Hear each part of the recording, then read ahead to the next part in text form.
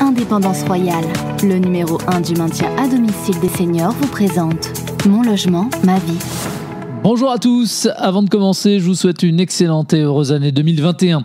Ravi de vous retrouver pour cette 3e saison. Comme lors des 2 précédentes, nous continuons de partir à votre rencontre pour prendre de vos nouvelles. Mon logement, ma vie, c'est le podcast qui vous donne la parole, un programme à écouter sur indépendanceroyale.com, disponible également sur l'ensemble des plateformes de diffusion de podcasts.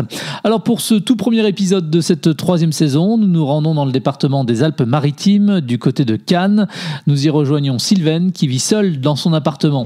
Bonjour Sylvaine et merci de répondre à mes questions. La première d'entre elles justement, comment s'est déroulée pour vous et vos proches la fin d'année 2020 ? La fin de l'année 2020, elle se déroule, j'essaye le moins tristement possible, c'est-à-dire que je continue à bouger, je fais un petit peu de vélo, je marche beaucoup, je marche surtout beaucoup le long de la plage. On se téléphone beaucoup pour essayer de garder un contact. On a la chance d'avoir notre club du bel âge à Cannes, qui nous laisse pas tomber, qui nous appelle, qui nous fait plein de vidéos, qui nous fait des conférences, des visioconférences. Donc, on est quand même un petit peu occupés. Est-ce qu'il y a eu des différences pour vous entre le premier et le second confinement ? Énormément. Alors, on me le disait, moi, le premier confinement, il était quand même, on savait où on allait plus ou moins dans le temps.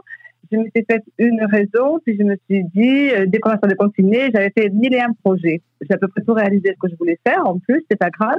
Mais quand on nous a parlé de 2e confinement, je l'ai déjà très très mal vécu. J'en voulais aux personnes qui ne portaient pas de masque, qui se regroupaient parce que, je vous explique en 2 mots, le maire avait laissé les marchés ouverts. Et dans les bars, on arrivait à boire des petits cafés dehors comme ça, c'était assez convivial. Mais les gens certaines personnes ne mettaient pas de masque. Et voilà, donc quand on nous a reconfinés, ça a été très dur à accepter et j'ai très mal vécu. Parce que vous avez repensé à ces personnes-là qui ne respectaient pas finalement les gestes barrières, donc ça vous a énervé ? Un petit peu. Franchement, on avait la chance, nous, à Cannes, on nous avait laissé des marchés ouverts, il y avait le gel, il y avait tout. Et on pouvait boire des petits cafés. Alors, il suffisait de les prendre sur une espèce de banque fermée, quoi. On commandait le café et on partait dans la rue ou sur la plage boire notre café. C'était vraiment très, très agréable, je veux dire.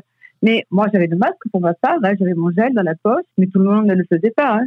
Je crois beaucoup à ces gestes barrières qui sont simples, le gel et le masque, quoi, je veux dire, la désinfection aussi. Et malheureusement, si à Cannes, tu n'as pas toujours respecté sur la plage ou ailleurs, je pense qu'en France, c'est peut-être la cause, peut-être, du 2e confinement. Sylvaine, comment étaient organisées du coup vos journées pendant ce 2e confinement ?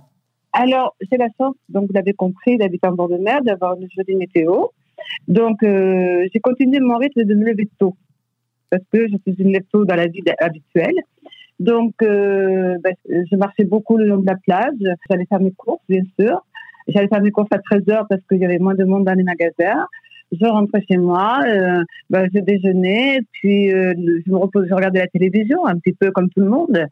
Je regardais mon courrier, je téléphonais, et puis le soir, je remarchais encore un petit peu. Je faisais quand même 5 kilomètres le soir, voilà, et la télé.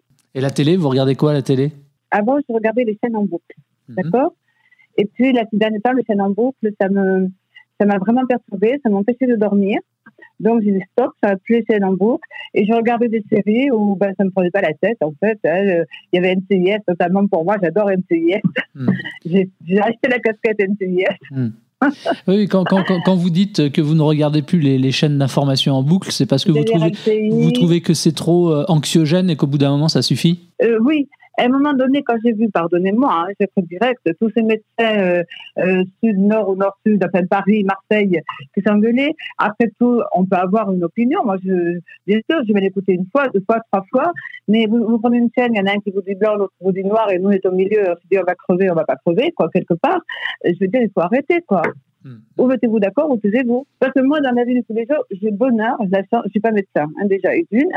Mais quand j'en ai vraiment besoin, j'y vais, il n'y a pas de problème.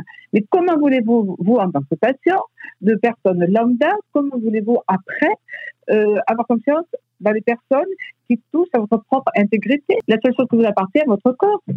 Sylvaine, est-ce que dans vos proches, dans votre famille, dans vos relations, est-ce que tout le monde se porte bien, tout le monde va bien ? Alors, j'ai eu des cas de Covid, oui, dans ma famille, bien sûr, mais ils sont restés à la maison, quand même 10 jours quand même à la maison, secoués pendant plusieurs mois, mais pas d'hospitalisation. Est-ce que vous avez des craintes pour cette année 2021 ? Ah non, moi je vais vous dire, vu l'âge que j'ai tellement bien vécu, j'ai une vie tellement mouvementée, enfin, à 1000 à l'heure comme je le souhaitais. Je me dis qu'à la limite, si je devais disparaître, mourir par rapport à ce Covid, franchement, non. Je me dis, moi, ma vie, elle était remplie, je peux partir demain sans problème. Après, je ne voudrais pas, mais absolument pas, qu'on s'acharne sur moi. Je refuserai de s'intuber, je refuserai, voilà. Et je dirais simplement, laisse-moi partir. Est-ce que vous attendez le vaccin avec impatience et vous en pensez quoi de ce vaccin ? Pas du tout. Alors, c'est très bien qu'il y ait un vaccin, parce que je crois quand même que ça va résoudre quand même des problèmes un petit peu, ou du moins j'espérais, ça va un petit peu éradiquer ce virus, parce que, vous savez, on n'a rien inventé. Hein. Ça me fait rigoler. Moi, je suis de la génération où il y a eu le tétanos. Je vendais des timbres à les écoles pour éradiquer, faire la recherche sur le tétanos, la diphtérie, la poliomyélite, puis tout ça, on en est venu à bout. Alors, je ne vais pas revenir au Moyen-Âge avec la vérole et compagnie, quoi. Il y a toujours eu des épidémies, des pandémies. Bon, c'est malheureux, ça nous tombe dessus, mais bon, voilà. Le seul truc où vraiment je me fais vacciner, c'est une grande voyageuse. J'ai toujours beaucoup voyagé dans le monde entier. Et puis, j'ai encore cette envie, cette soif de voyager, de rencontrer des gens. Je ne voyage pas pour la piscine. Je voyage pour rencontrer des gens, des ethnies, enfin bon, bref. Et j'ai encore cette envie. Donc, je me ferai vacciner. Mais parce que j'ai une raison. Depuis que le coronavirus est en France, est-ce que ça a changé vos habitudes ? Est-ce qu'il y a des choses que vous faisiez avant que vous ne faites plus maintenant ? Et au contraire, est-ce que vous faites des choses maintenant que vous ne faisiez pas avant ? J'ai le malheur et j'ai la chance de ne pas avoir d'enfant. Ça m'a permis de mener une vie, de faire ce que je voulais faire. Mais ce que je ne fais plus, que je faisais beaucoup. J'allais au club, dans les clubs du bel âge. Je jouais au golf, je dansais, des voyages. Bon, depuis le virus, c'est terminé tout ça. Et ça vous manque pas ? Ça me manque énormément. Heureusement, j'ai plein de styles, donc je visionne énormément mes films personnels, mes photos, voilà. On le sent, vous êtes quelqu'un qui est quand même hyper sociable. Donc, en gros, tous ces rendez-vous-là qui n'existent plus, j'imagine que ça doit être un vrai problème. Ça qui me manque, c'est vrai. Et donc, je recherche d'ailleurs moi, le contact énormément comme ça, social. Ouais. À 74 ans, donc, vous êtes considéré comme une personne à risque par les autorités sanitaires. Vous m'avez dit que vous feriez vacciner. Est-ce que ça vous inquiète ou pas plus que ça, finalement ? Non, absolument pas. Je vous dis d'ailleurs, vous avez noté que le vaccin n'était pas obligatoire. Je ne le ferai que parce que je veux voyager. Sylvaine, puisque vous me parlez de voyage, c'est quoi le prochain voyage quand vous serez à nouveau autorisé à pouvoir bouger ? Où est-ce que vous auriez envie d'aller ? Ça dépendra surtout des destinations ouvertes. Dans l'idéal, si tout était ouvert. L'idéal, je vais vous dire, mes origines, retourner un petit peu à mes origines en Martinique.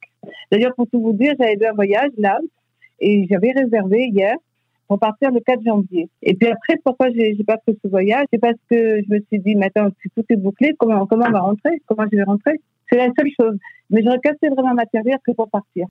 Vous avez sinon plus des craintes peut-être pour vos proches ou vos relations en raison de la pandémie et puis de ses répercussions ? Voilà, exactement. Alors par contre, j'ai énormément de craintes, pas que pour mes proches d'ailleurs. Quand je parle de jeunesse, donc à mon âge, la jeunesse, c'est pas 20 ans, quoi. C'est 20, 30, 40, même voire 50 ans. J'ai des gens de l'entourage de cet âge. Et je me dis, mon Dieu, mais quelle société on aura laissé ? Nous, on a une génération, on est arrivé après la guerre. On a été gâtés finalement. On a été gâtés par la vie, on avait du travail, on avait des retraites. Mais tous ces jeunes, c'est très dur la société. Et cette pandémie, c'est trop bête de mourir d'un virus. Et d'un point de vue économique aussi, peut-être ? Justement. Alors là, ça, je crois, pardonnez-moi, j'aime les gens, mais ma priorité, c'est l'économie. Parce que quand l'économie va, les gens se portent mieux, ils sont moins stressés, ils sont moins sujets à attraper des maladies, parce que je pense que plus on est stressé, plus les virus ont de la prise sur nous. Moi, j'ai beaucoup de crainte pour l'économie, tout cet argent comme ça qu'on nous sort, qu'on donne. Il faut aider les gens, alors, j'en suis convaincue.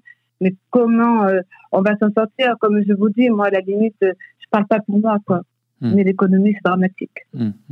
Alors, Sylvaine, je rappelle, vous avez 74 ans. Vous apparaissez, en tout cas, quand je vous écoute, avec la pêche et en bonne santé. Vous êtes indépendante. D'abord, vous êtes dans quel type de logement ? Un appartement, une maison ? Alors, je ne sais. quand je me suis retrouvée veuve, j'ai acheté un appartement dans une résidence toute neuve qui s'est terminée d'ailleurs. Voilà, donc c'est un petit appartement de rue. Pourquoi un appartement de rue? Parce que ça me permet d'avoir tout à côté, les bus, les trains, important pour moi bien sûr, et tous les commerces, voilà. Donc c'est très agréable. Il est neuf, il y a un balcon au soleil, j'ai des jolies fleurs sur mon balcon.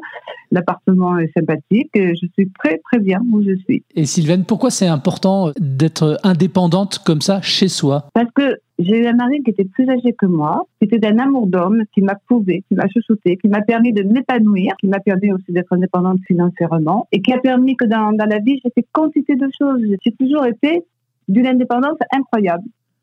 En fait, je prends mes décisions toute seule. Je ne supporte pas qu'on prenne les décisions pour moi. Et chez vous, dans quelle pièce vous retrouvez le plus souvent finalement dans votre appartement? C'est une pièce de salon que j'ai rendue très très conviviale. C'est-à-dire que j'ai plein de souvenirs. Dedans, c'est pas le Capharnaüm, pas du tout. C'est harmonieux.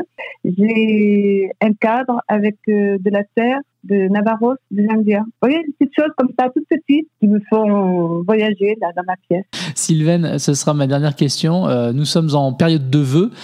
Quels sont les vôtres par rapport à cette année 2021? Alors pour vous, vos proches, et puis peut-être généralement... Ce que je souhaite, c'est que malgré la pandémie, chacun, mais vraiment, du fond du cœur, je le dis, qu'il y ait un peu plus d'empathie dans la société, parce que je trouve la société un peu agressive, un peu chacun pour soi.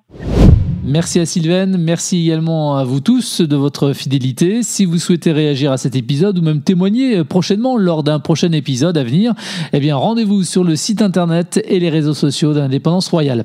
À très vite.